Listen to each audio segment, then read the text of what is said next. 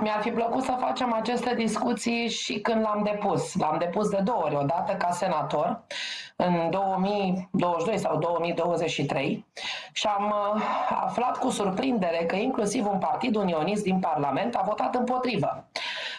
La cine vă referiți, la AUR? Unirea. Poftim? Vă referiți la Partidul AUR?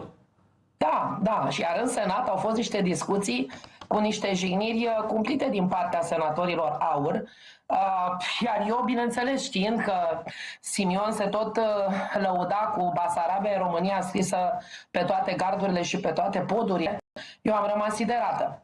Mă rog, s-a dus acel moment și a venit al doilea moment. Eu nu mai puteam să depun un astfel de proiect, eu sunt europarlamentar, da. Nu pot să am drept de inițiativă legislativă în Parlamentul României. Și atunci am vorbit cu colegii mei de la Camera Deputaților și cu domnul senator Dumitru Mana și am spus că este cazul să-l depunem. De ce? La acel moment, dacă vă aduceți aminte, erau discuții aprinse și erau tot felul de vizite ale domnului Nicușor Dan cu doamna Maia Sandu, dacă vă mai aduceți aminte imaginile acelea idilice, când stăteau jos cu ghiozdanelele printre oameni, printre copii în Moldova și erau fericiți și vorbeau de cât de bine se va uni România cu Moldova. Bun, asta n-ar fi fost rău, da? Că sunt președinți, indiferent că nu-i recunoaștem noi ca și președinte, cel puțin pe Nicușor Dan, eu nu voi recunoaște niciodată președinte. E punctul nostru de vedere. Constituțional și legal. Da.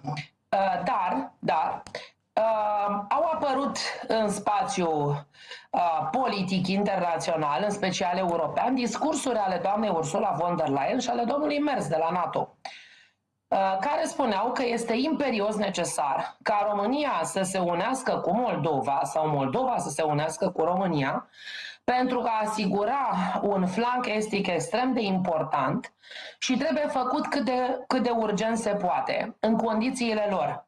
Este evident că... A declarat Ursula von der Leyen acest lucru? Pentru că eu n-am văzut, afirmația. Niște discursuri, în care s-a discutat despre unirea și Roberta Metsola au fost în Parlamentul European. Au fost în Parlamentul European, spuneți dumneavoastră, dar nu au fost publice, oficiale. Ba da, și ale Ursulei von der Leyen și ale lui Merz, spunându-se că ar trebui discutat despre asta, se discuta despre a aproba o procedură de urgență a aderării a Moldovei și pe urmă a venit cu Ucraina la Uniunea Europeană. Bineînțeles că a existat un mare scandal, foarte mulți s-au opus, mai ales noi din așa zisa extrema dreaptă, cum ne fac ăștia de la extrema stângă. Și bineînțeles că la nivel internațional președinți de state au început să ia atitudini. Unii erau de acord, alții nu. Este evident că o unire în condițiile unui război este inacceptabilă, pentru că este clar că vom deveni teatru de război aici și carnea de tun pentru ei. În condițiile războiului din Ucraina, spuneți dumneavoastră. Nu, a celor din Europeană, că ei bagă bani în Ucraina pentru a exista război. Războiul ăsta s-ar fi terminat de mult dacă nu s-ar mai fi dat atâția bani către Ucraina. S-ar fi terminat, doamna Șoșoacă, dar s-ar fi terminat cu o Ucraina distrusă de Federația Rusă. Dar promit că e un subiect pe care îl discutăm separat într-o altă emisiune. Nu vă supărați. Ucraina deține ilegal teritorii de la România, de la Polonia, de la Ungaria și de la Slovacia. În Parlamentul European sunt foarte multe discuții. Da, doamna Șoșoacă, dar nu l-a luat Ucraina, l-a luat Stalin. Da, Uniunea Sovietică l-a luat. 2 secunde, e vorba de pactul Ribbentrop-Molotov, care a fost denunțat și de Federația Rusă, care nu mai este Uniunea Sovietică, și de Germania. În momentul în care un astfel de pact este denunțat, ce caută Ucraina să dețină astfel de teritorii? Și să știți că sunt discuții foarte mari, inclusiv la Organizația Națiunilor Unite. Un subiect foarte important și eu vă promit că o să avem o discuție aici în platou pe această temă, dar Federația Rusă a denunțat pactul Ribbentrop-Molotov, dar poate dacă nu mă înșel, singurul element al pactului Ribbentrop-Molotov care încă funcționează este Republica Moldova, care a fost luată de către Uniunea Sovietică prin acest pact. Și eu am discuții ample cu ruși și pe seama Republicii Moldova, să nu credeți că eu acolo tac și nu am de spus foarte multe. Gândiți-vă că eu de-abia astăzi m-am întors de la Moscova, unde a avut loc un congres internațional americano-rus. Lumea, the world needs a father, lumea are nevoie de un tată. Eu sunt specialist în drepturile Doamna Șoșoacă, lumea are nevoie de un tată sau de un tătuc? Că la Moscova e cu tătuc. De un tată. Nu are nicio legătură cu politica, nu duceți în derizoriu. Este vorba de problematica familiilor divorțate și a suferinței copiilor care sunt împărțiți între părinți.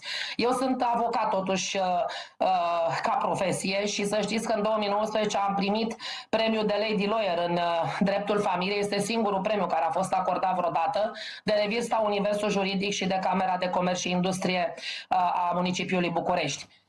Eu am lucrat foarte mult și sunt recunoscută și la nivel național și internațional și evident că am fost invitat. Acolo a fost și fostul senator John Crane, au fost din țările BRICS, au fost și din Europa, și Luxemburg, a fost și Germania și Franța, au fost foarte multe țări. Deci, gândiți-vă că eu m-am dus în situația în care de-abia se adoptase tacit acest proiect și a venit presa la mine și mi-a adresat întrebări și am spus, da, noi considerăm că noi românii și românii din Moldova, din Basarabia, trebuie să reparăm un ax amavolnic prin care am fost despărțiți. Zic, știu foarte bine că în Moldova, vă spun sincer, așa le-am și spus, și au fost politicieni care au venit pentru că acest eveniment s-a desfășurat în Duma de Stat.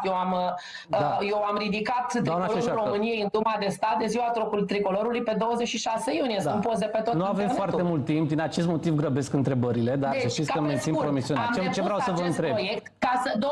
Ca să preîntâmpin o unire făcută cu forța în condițiile Uniunii Europene, ale NATO și ale altora care au tot felul de interese în război. Și vă spun că eu sunt membru în Comisia ITRE din Parlamentul European, iar acolo când eu am vorbit de pace, vicepreședintele de la ITRE din Germania mi-a spus așa: doamna Șoșoacă, dacă vreți pace, mai întâi trebuie să facem război. Deci, vor cu orice preț război, iar noi vrem cu orice preț pace, pentru că nimeni nu va suferi mai mult decât noi și Moldova. Înțeleg punctul nostru de vedere. Două secunde. Acest proiect a fost depus pentru că în momentul în care l-ai adoptat acum, în momentul ăsta Ursula a mers și cine mai vrea nu mai poate să facă ei unirea într-o lună. Un proiect de genul ăsta înseamnă așa, că guvernul este abilitat de către Parlament să înceapă negocierile. Republica Moldova trebuie să aibă și ea un astfel de proiect. Doamna Șoșoacă, știți foarte bine că sunt multe proiecte care au fost îngropate în sertare în Parlament. Negocieri 20 de ani. Da, dar știți foarte bine că e nevoie și de voință politică la București, dincolo de această inițiativă pe care dumneavoastră o aveți. Dar pentru că mai avem fix 4 minute. Pare că fiind votată tacit, există și o voință politică și vreau să vă reamintesc ceva. În 1991, vă rog frumos să citiți rezoluția Congresului American, prin care se sprijină reunirea României cu Republica Moldova. Ulterior, în septembrie, în România, Parlamentul României a votat o rezoluție în acest sens. Și a mai fost una în care Parlamentul României nu a recunoscut referendumul din Ucraina cu privire la teritoriile românești, iar Parlamentul României în 91 începuse deja discuțiile pentru recuperarea teritoriilor din Ucraina. Și vă spun că americanii sprijină un astfel de demers. Doamna Șoșoacă, există o reacție din partea Federației Ruse prin vocea doamnei Maria Zaharova vis-a-vis de acțiunea dumneavoastră politică, care spune că practic România se pregătește pentru anexare. Știți foarte bine la ce mă refer. Reacția doamnei Zaharova este de cel puțin 24 de ore. Ați urmărit-o? O cunosc pe doamna Zaharova, am avut discuții personale. Cum vedeți poziția Rusiei pe acest subiect? Ministerul de Externe, Lavrov îl reprezintă. Iar cu Lavrov discuțiile au fost cu totul altfel. Deci, dumneavoastră spuneți că există o deschidere în mai al Federației Ruse privind acest subiect al unirii României cu Republica Moldova? Eu spun că atâta timp cât există politicieni care sunt apreciați atât de Statele Unite ale Americii cât și de Federația Rusă, pentru că vedeți că deja Federația Rusă se schimbă atitudinea față de Federația Rusă la nivel internațional, eu zic că cu politicieni buni din România, cu partide naționaliste și care știu să facă politică și știu să discute la masa negocierilor, se poate obține orice. Doar așa că mulțumesc foarte mult pentru intervenția media. Am promis și atunci când am întâlnit fizic că vom avea o discuție tet-a-tet și vă aștept în platoul Check Media.